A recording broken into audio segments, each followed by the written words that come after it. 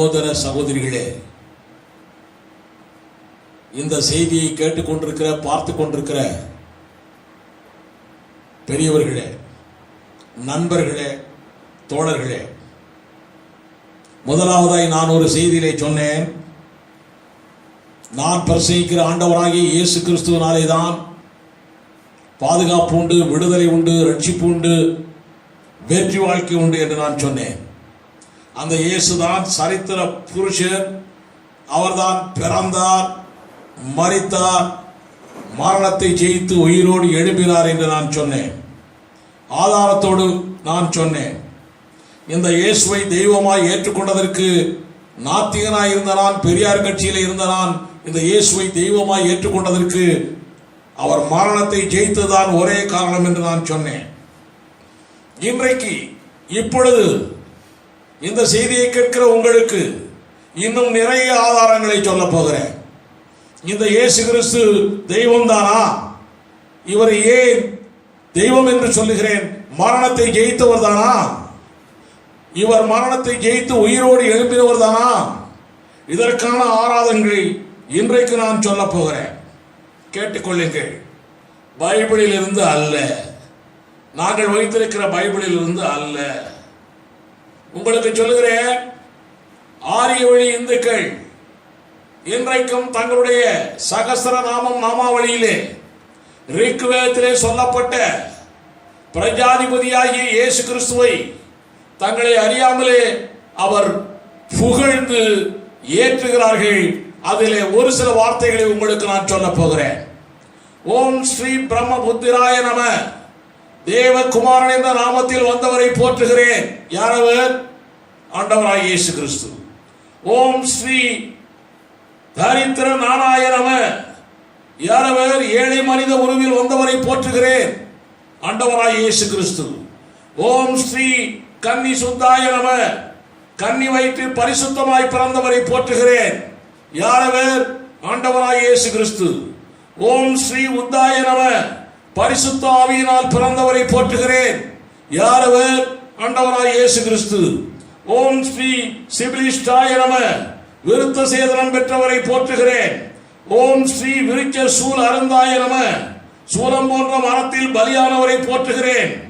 ஓம் ஸ்ரீ பஞ்ச சகாய நம, 5 காயங்கள் உடையவரை போற்றுகிறேன். ஓம் இம்முருதும் ஜெயா நம, மரணத்தை வென்றவரை போற்றுகிறேன். ஓம் ஸ்ரீ தட்சிணாமூர்த்தியாய நம, பிதாவின் அடியில் இருக்கும் தெய்வத்தை போற்றுகிறேன். ஓம் ஸ்ரீ அஜாய முகமனாய நம, செம்மறி ஏறப்பட்டவரை போற்றுகிறேன்.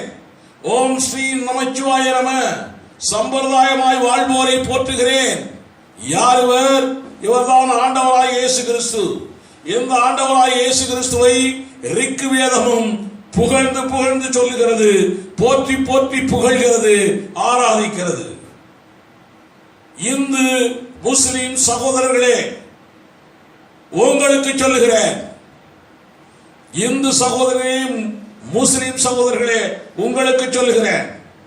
உங்கள் கிரியைகளில் இருந்தே நான் உங்களுக்கு சொல்ல போகிறேன்.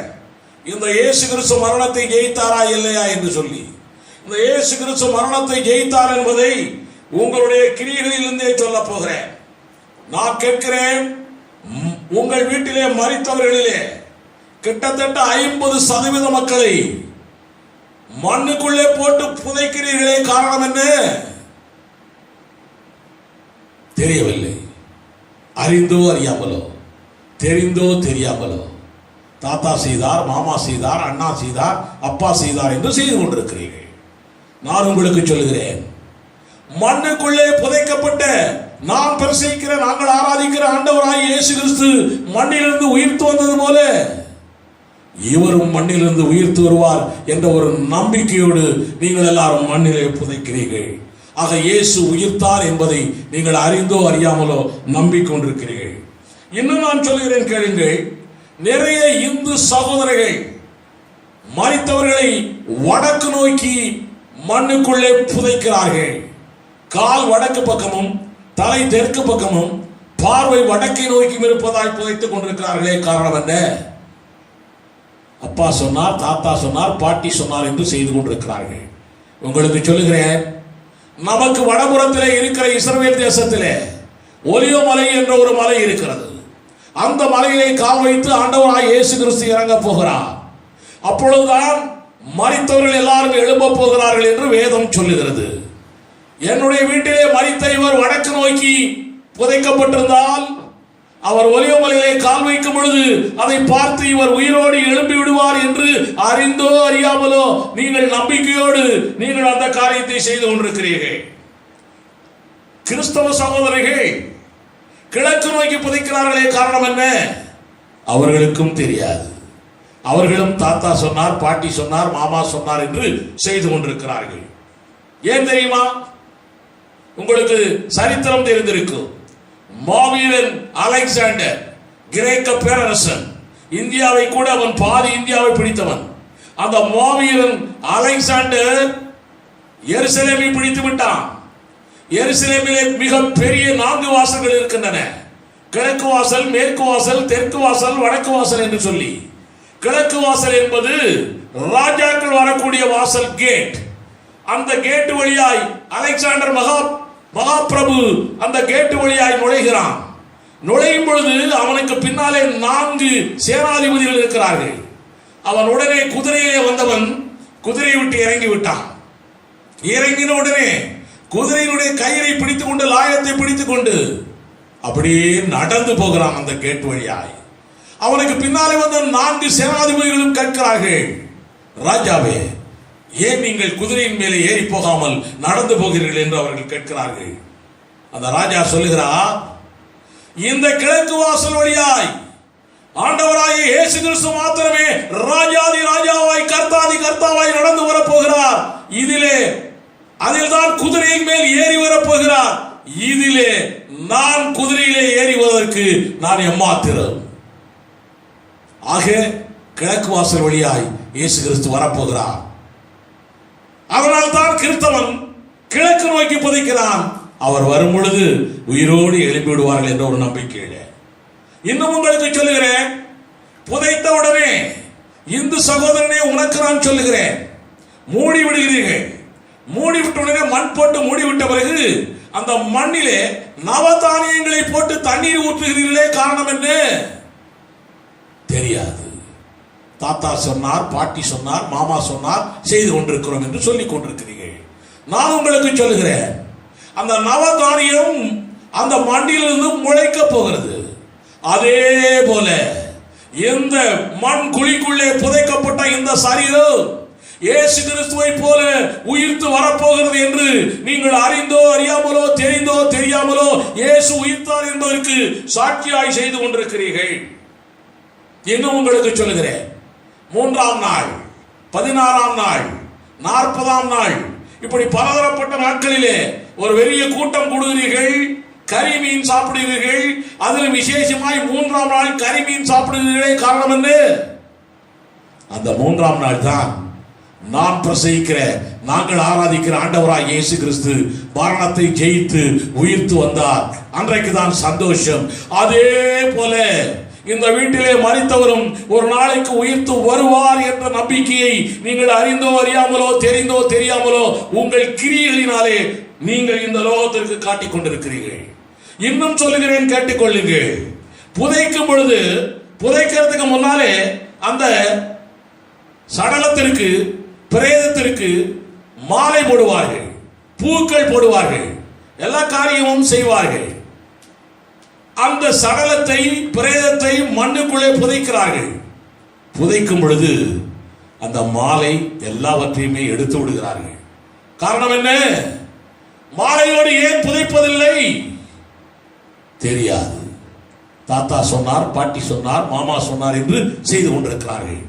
நான் உங்களுக்கு சொல்லுகிறேன், எங்களுடைய ஆண்டவராய் இயேசு கிறிஸ்து, நம்முடைய ஆண்டவராய் இயேசு கிறிஸ்து உயிர்த்து எழுந்தது போல இவரும் உயிர்த்தெழுவார். இப்பொழுதே உயிர்த்து வந்து விட்டால், உயிர்த்தெழுதல் நடந்து விட்டால், இவர் அந்த மாலையோடு வெளியே வரும் பொழுது எவ்வளவு அலங்கோலமாய் இருக்கும் என்று சொல்லி அந்த மாலையெல்லாம் எடுத்து விட்டு நீங்கள் அடக்கம் பண்ணுகிறீர்கள். நீங்கள் உங்கள் கிரியைகளினாலே இயேசு உயிர்த்தார் என்பதை காட்டிக் கொண்டிருக்கிறீர்கள். இன்னும் உங்களுக்கு சொல்லுகிறேன், உங்கள் வீட்டிலே பிரேதங்கள் படுக்க வைத்திருக்கிறீர்கள். பக்கத்திலே விளக்கு எரிந்து கொண்டிருக்கிறது. ஏன்? உப்பு ஒரு படி நிறையாய் வைப்பீர்கள். ஏன்? தெரியாது.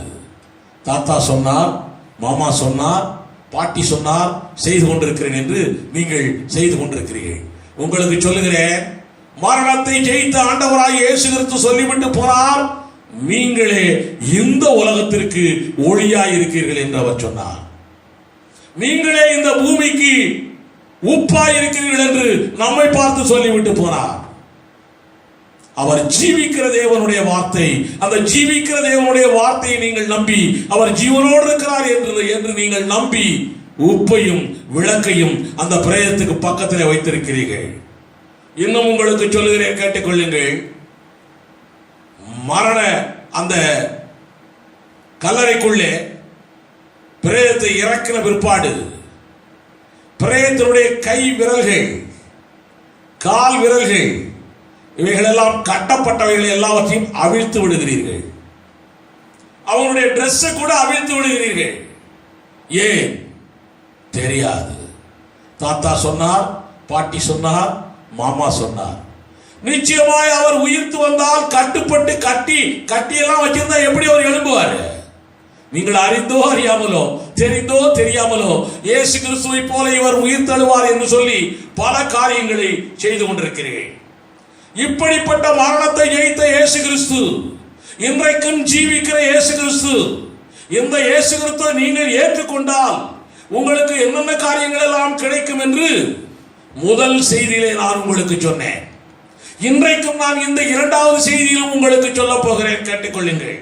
நேற்று சொன்னேன், உங்களுக்கு வியாதியிலிருந்து விடுதலை உண்டு என்று நான் சொன்னேன். நேற்று சொன்னேன், உங்கள் பாவத்தின் மேலே உங்களுக்கு வெற்றி உண்டு என்று நான் சொன்னேன். நேற்று நான் சொன்னேன், உங்களுக்கு பாவ மன்னிப்பு சொன்னேன், உங்களுக்கு பாவ மன்னிப்பு கிடைக்கிறது என்று நான் சொன்னேன். இந்த செய்தியிலே உங்களுக்கு சொல்லுகிறேன், உங்களுக்கு வறுமையிலிருந்து விடுதலை உண்டு. இதை இயேசுவை ஏற்றுக்கொண்டு பாருங்கள், தரித்திரத்திலிருந்து விடுதலை உண்டு. இது ஏதோ இந்த வேத புத்தகத்திலிருந்து நான் சொல்கிறேன் என்று நீங்கள் நினைக்க வேண்டாம். என்னுடைய வாழ்க்கையை அது பெரிய சாட்சி. ஒரு காலத்தில் நான் ஏழையாக இருந்தவன், சாப்பாட்டுக்கு வழி இல்லாமல் இருந்தவன், கூழ் கூட கிடைக்காது, ஏழ்மை ஏழ்மை ஏழ்மை. என்னுடைய அப்பா கூலி வேலை செய்கிறவர். வாரத்துக்கு ஒரு முறை தான் வீட்டிற்கு வருவார். அவர் எப்பொழுது வருகிறாரோ அந்த ஞாயிற்றுக்கிழமை தான் எங்களுக்கு அரிசி சாப்பாடு ஏதோ கிடைக்கும். இப்படிப்பட்ட சூழலிலே வாழ்ந்திருந்த ஒரு ஏழை குடும்பம் எங்களுடைய குடும்பம். நான் ஸ்கூலுக்கு போவேன், பள்ளிக்கூடத்திற்கு போய் நான் படிக்க போவேன். படிப்பதற்காக அல்ல. பெருந்தலைவர் காமராஜ் ஆண்ட காலத்திலே மதிய உணவு திட்டம் என்ற ஒரு திட்டம் இருந்தது. அங்கே பள்ளிக்கு வருபவர்களுக்கு மாத்திரம் மதிய உணவு. இப்படிப்பட்ட திட்டத்தை அவர் கொண்டு வந்திருந்தார். அங்கே மதிய உணவு சாப்பாடு கிடைக்கிறது என்பதற்காகவே நான் பள்ளிக்கு போனேன். மதிய உணவு சாப்பிடுவேன், வருவேன்.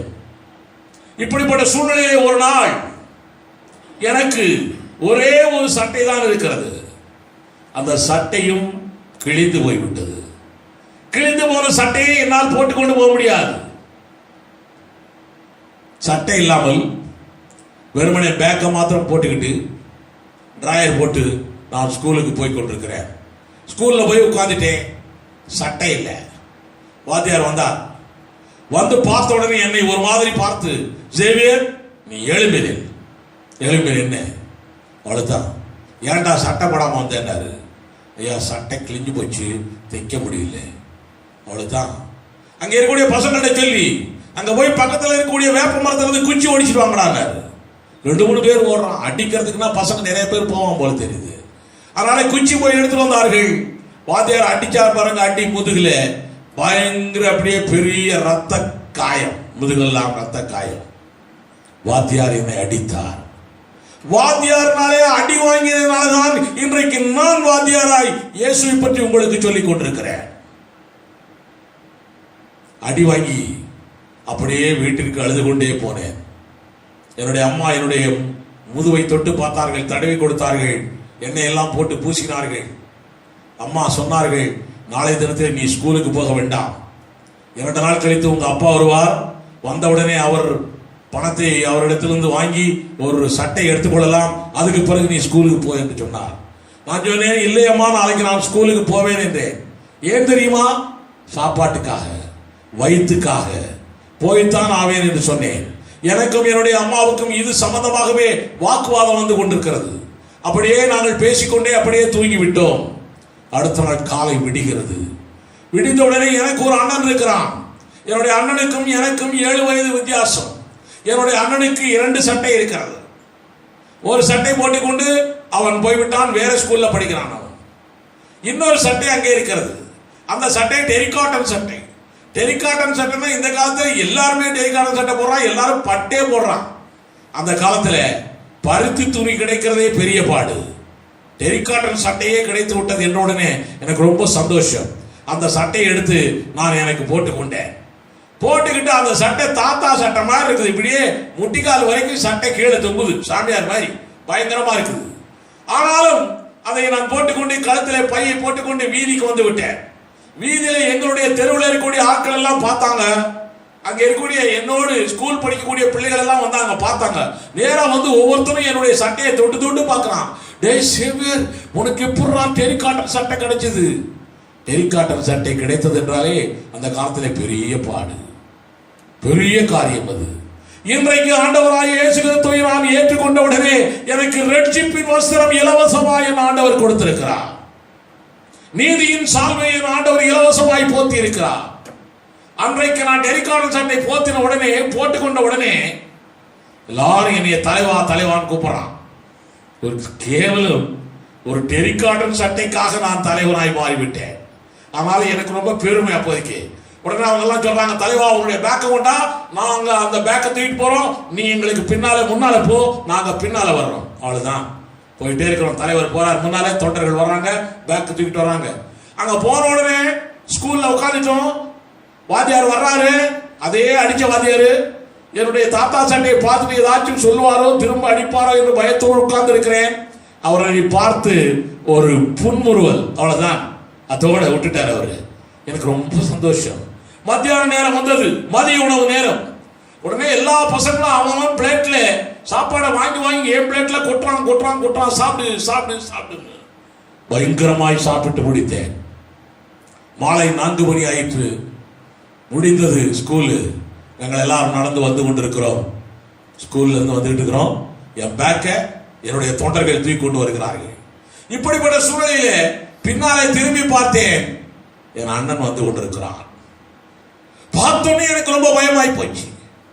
வாத்தியார் அன்னைக்கு ஏண்டா சட்டை போட்டு வரலன்னு அடிச்சாரு, அது கூட பரவாயில்லை.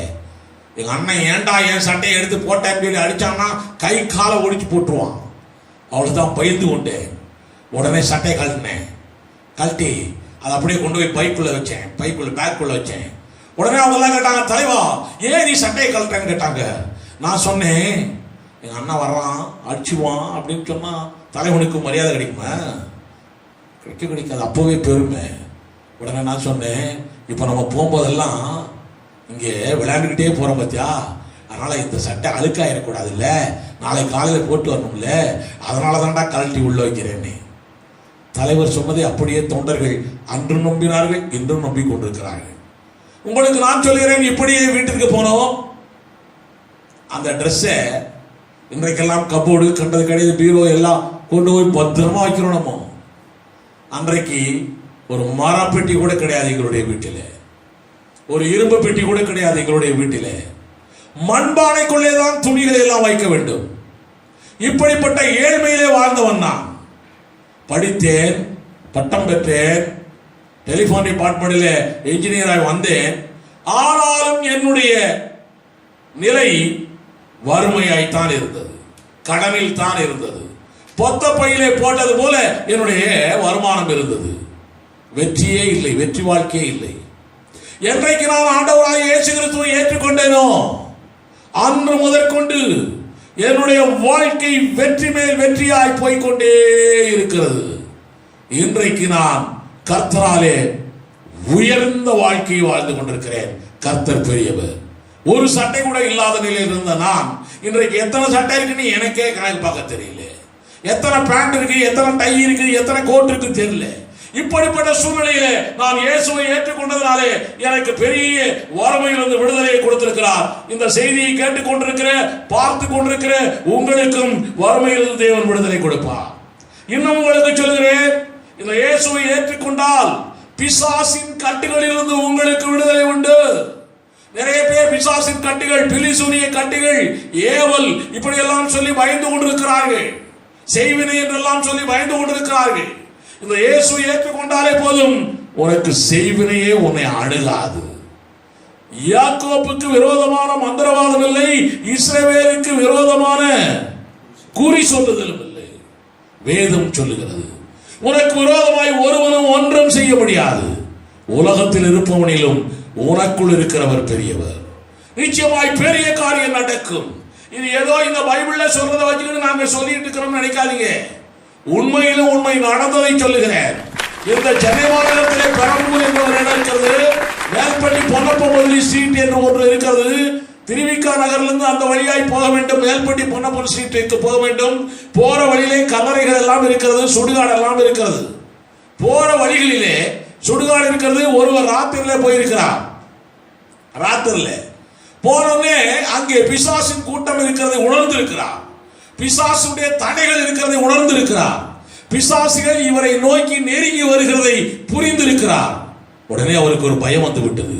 ஆனாலும் உனக்குள் இருக்கிறவர் பெரியவர், இயேசுவின் ரத்தம் ஜெயம் என்ற ஒரு வார்த்தை அவருடைய உள்ளத்திலே ரீங்காரம் விட்டுக் கொண்டே இருந்தது. உடனே அவர் என்ன செய்தாராம், தன்னை சுற்றி ஒரு கோடு போட்டாராம்.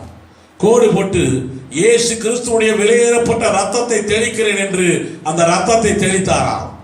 அந்த கோட்டுக்குள்ளே ரவுண்டுக்குள்ளே நின்று கொண்டிருந்தாராம்.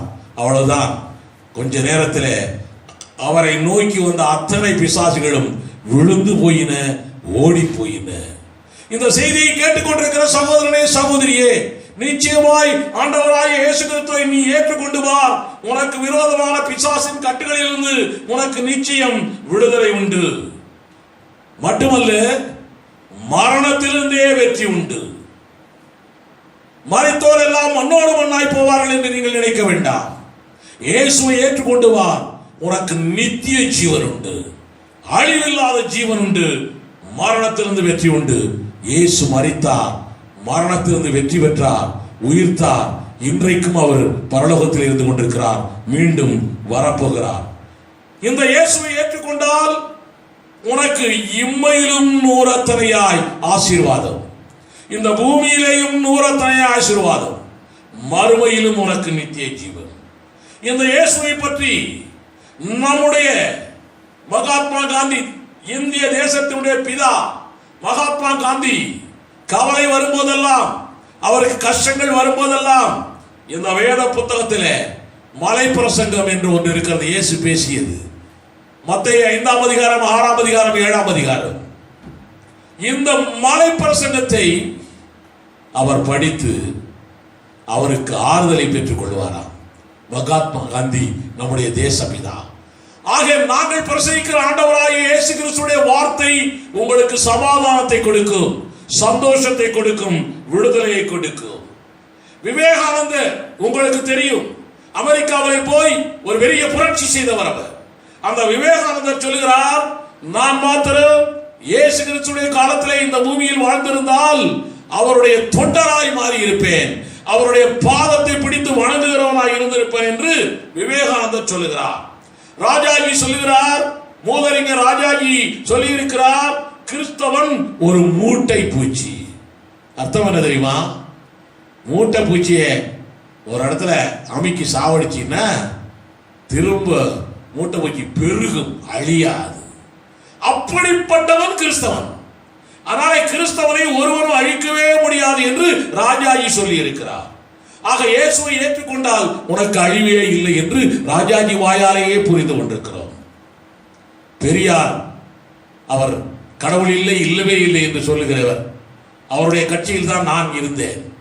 அந்த பெரியார் உயில் எழுதும் போது எழுதி வைத்து விட்டு போயிருக்கிறார். இன்றைக்கு பெரியார் திடல் வித்தியாசமாக இருக்கிறது. அன்றைக்கு அவர் வைத்திருந்த பெரியார் திடலிலே அவர் எழுதின உயில் எழுதியிருக்கிறார், இந்த திடலிலே யாராவது மீட்டிங் கேட்டாங்கன்னா யாருக்கும் கொடுக்காதே, கிறிஸ்தவனுக்கு மாத்திரம் மீட்டிங் வைக்கிறதுக்கு நீ கொடு என்று எழுதி வைத்திருக்கிறார். அந்த அளவுக்கு கிறிஸ்தவர்களை பற்றி பெரியாருக்கு தெரிகிறது. இப்படி பெரிய பெரிய தலைவர்களால் ஏற்றுக்கொள்ளப்பட்ட அல்லது புகழப்பட்ட அல்லது மதிக்கப்பட்ட இந்த ஆண்டவராய் இயேசு கிறிஸ்துவை நீ ஏற்றுக்கொண்டால், நாங்கள் பிரசங்கிக்கிற ஆண்டவராய் இயேசு கிறிஸ்துவை நீங்கள் ஏற்றுக்கொண்டால் உங்கள் வாழ்க்கை வெற்றி வாழ்க்கையாய் மாறும். இன்றைக்கு இந்த செய்தியை கேட்கிற பார்த்து கொண்டிருக்கிற சகோதரனே சகோதரியே, அன்பானவர்களே, இன்றைக்கு இயேசுவை ஏற்றுக்கொண்டு வாருங்கள். நீங்கள் இருக்கிற இடத்திலேயே நீங்கள் இயேசுவை ஏற்றுக்கொள்ளுங்கள் என்று ஒரு வார்த்தை சொல்லுங்கள் போதும். உங்கள் வாழ்க்கை பிரகாசம் அடையும். ஒளிமயமான எதிர்காலத்தை நீங்கள் காண முடியும். இயேசு சீக்கிரம் வரப்போகிறார்.